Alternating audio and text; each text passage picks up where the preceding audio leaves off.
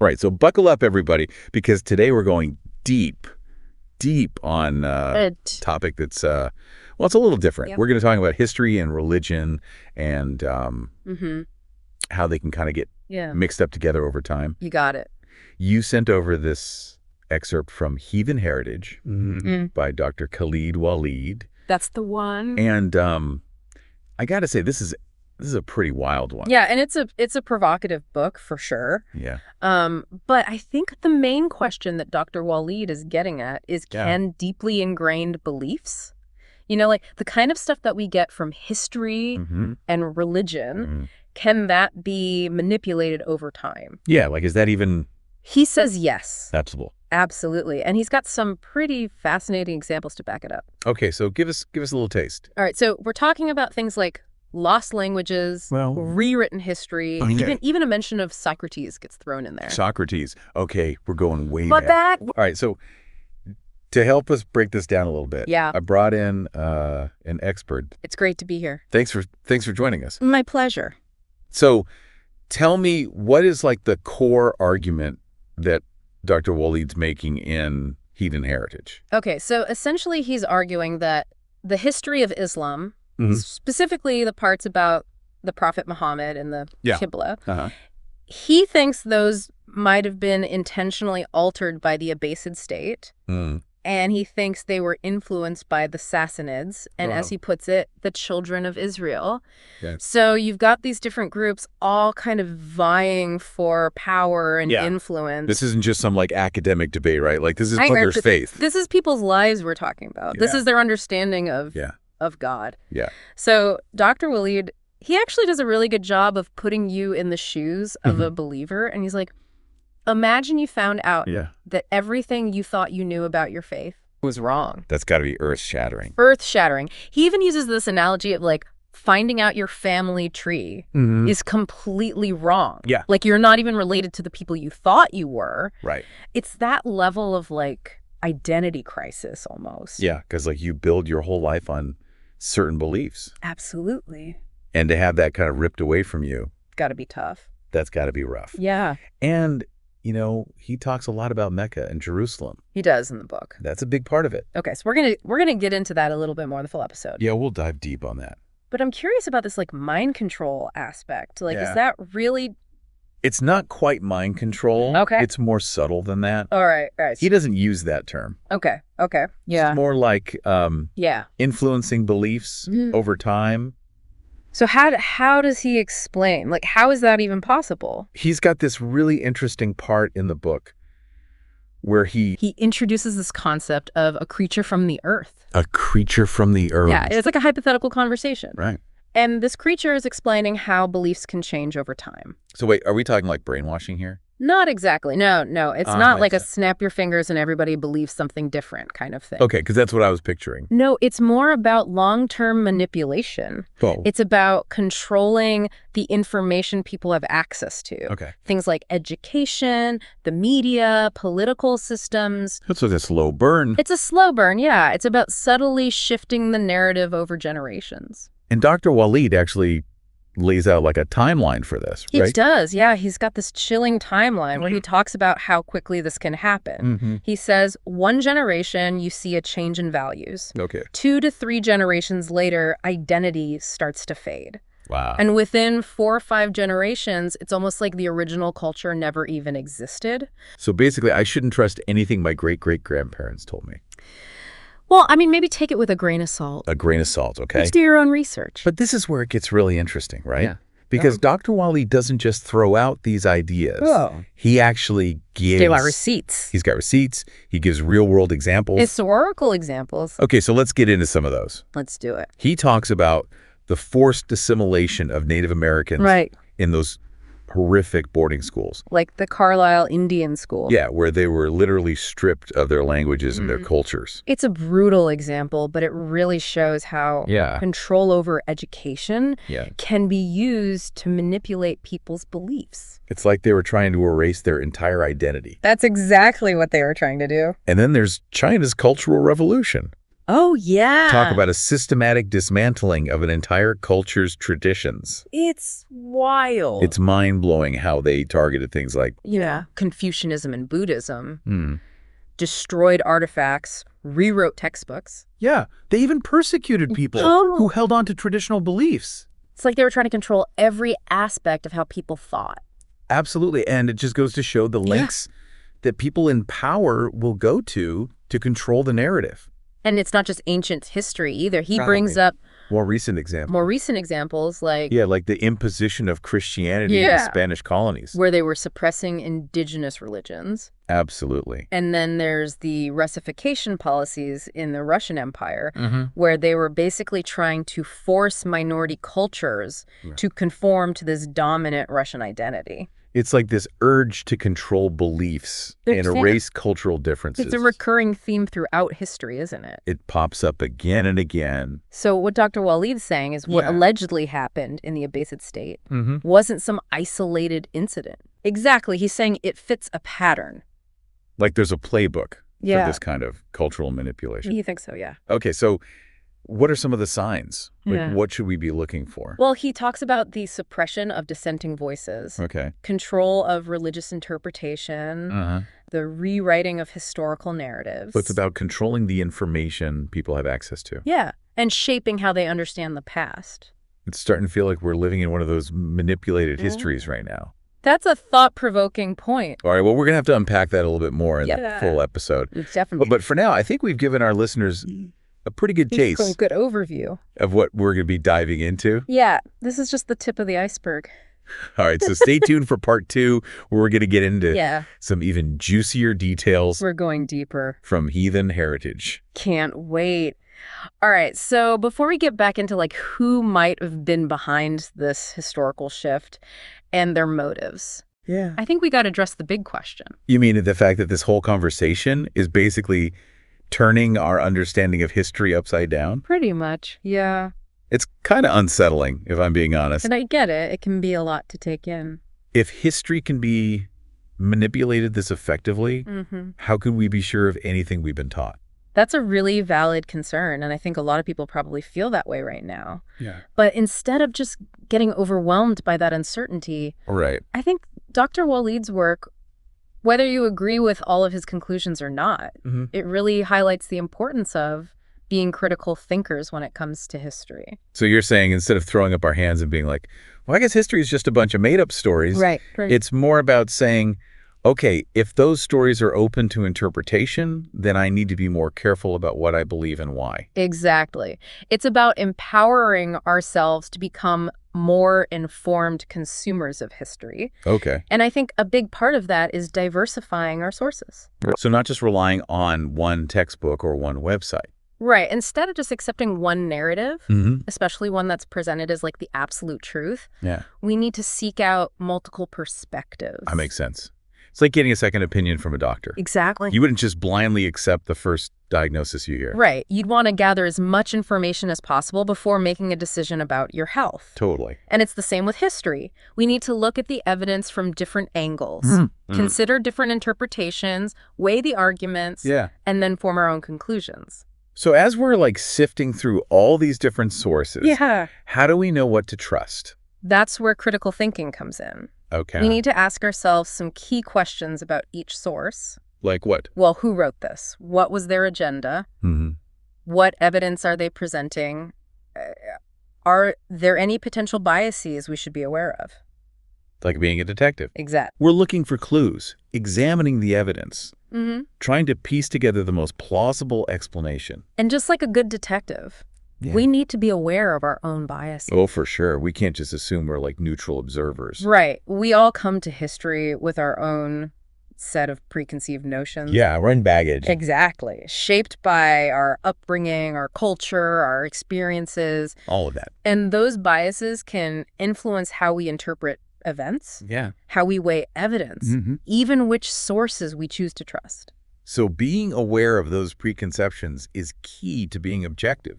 Absolutely. It's a huge step towards becoming more critical thinkers. Okay, so we're diversifying our sources, evaluating them critically, checking our own biases.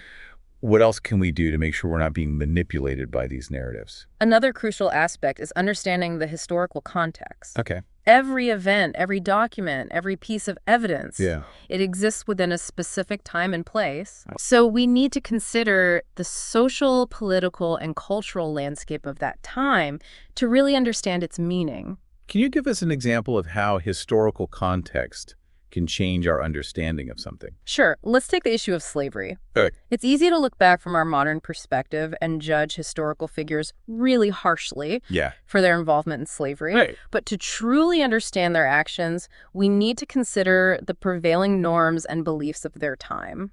That's a really important point. It's easy to fall into the trap of presentism. Presentism. Yeah, judging the past solely by the standards of today. Oh, okay. But that can lead to a very distorted understanding of what actually happened and why. Right. It's not about condoning or excusing their behavior. Exactly. It's about understanding the complexities of that historical moment. And remember, history is not static. What do you mean? Well, new evidence emerges, new interpretations are offered. Right. Our understanding of the past is constantly evolving. So it's an ongoing process, a conversation that never really ends. Precisely. And that's why it's so important to be open to those shifts in perspective. Yeah. To be willing to revise our understanding as new information comes to light.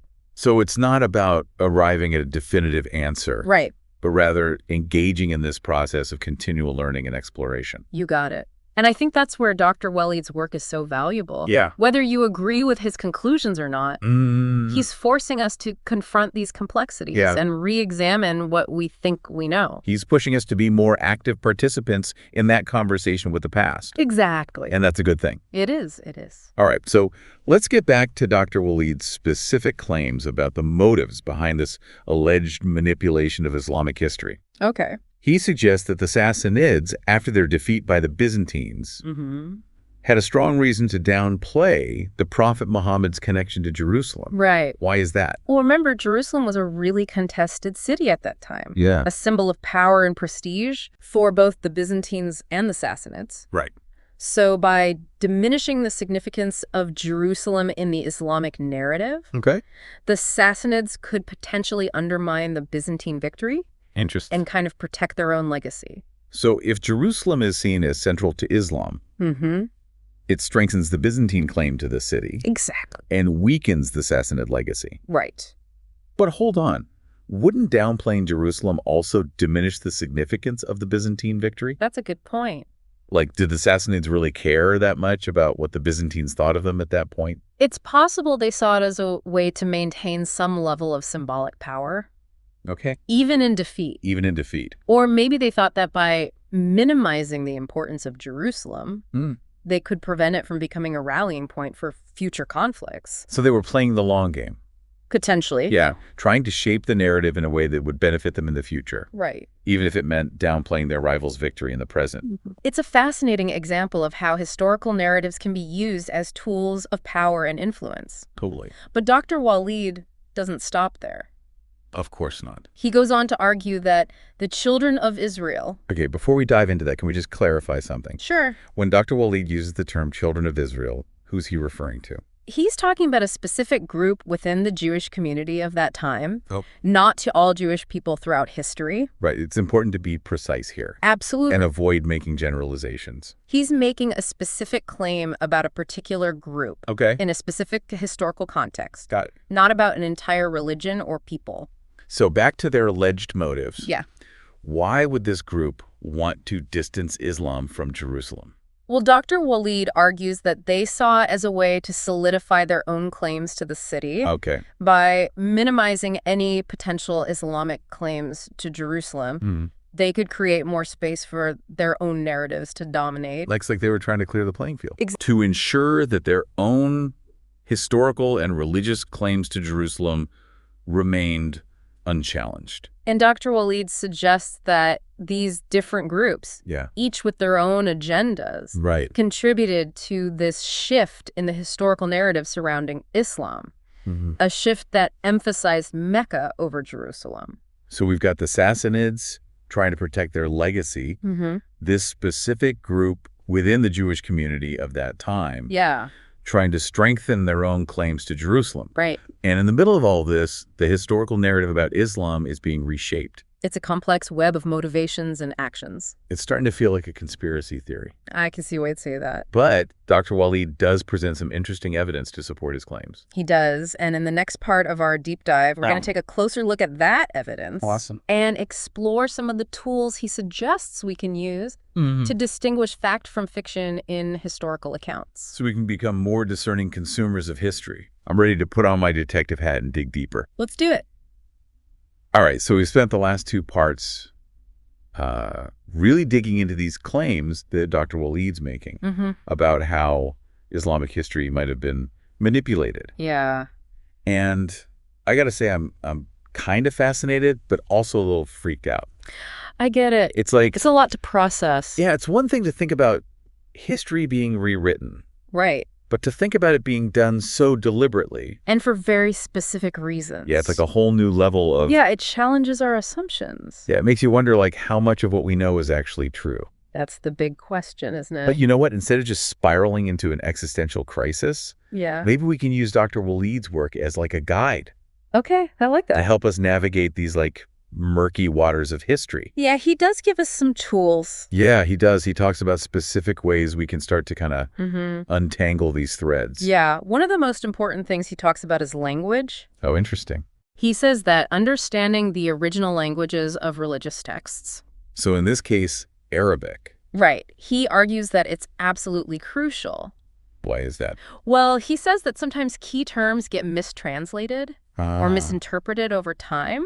Okay. And that can lead to a distortion of the original message. So it's not just about what the words say. Right. It's about the nuances of meaning. He even gives that example of the Arabic word qibla. Oh, yeah, that's a good one. Which is often translated as direction of prayer. Right. But he says that the original meaning was much broader. Okay. It wasn't just about physical direction. It encompass this whole concept of orientation. So it's like aligning your whole being with... Yeah, your thoughts, actions, everything. It's kind of like a philosophy almost. Exactly. And he argues that understanding that subtle but important difference in meaning can change how we understand Islamic practices and beliefs. It's not just about facing a certain direction when you pray. Right. It's about a much deeper alignment.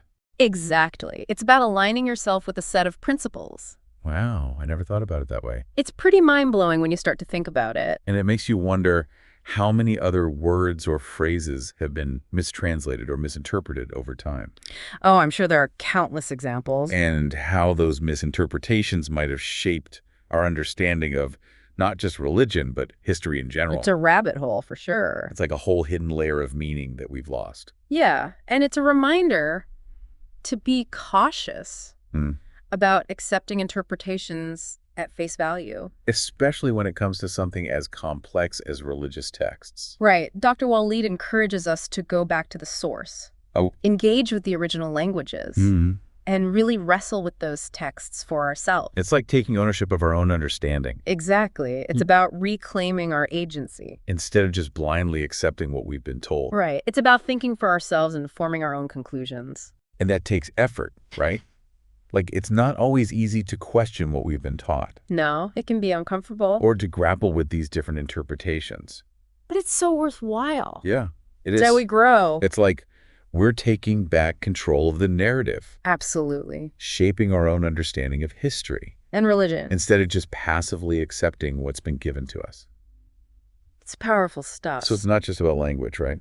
No, Dr. Waleed also talks about the importance of historical context. Oh, right. We talked about that a little bit in the last part. Yeah, he says that we can't truly understand these historical events or texts without considering the social, political, and cultural landscape in which they emerged. Right. It's like trying to understand a movie without knowing anything about the director or the actors or the time period it was made in. Yeah, exactly.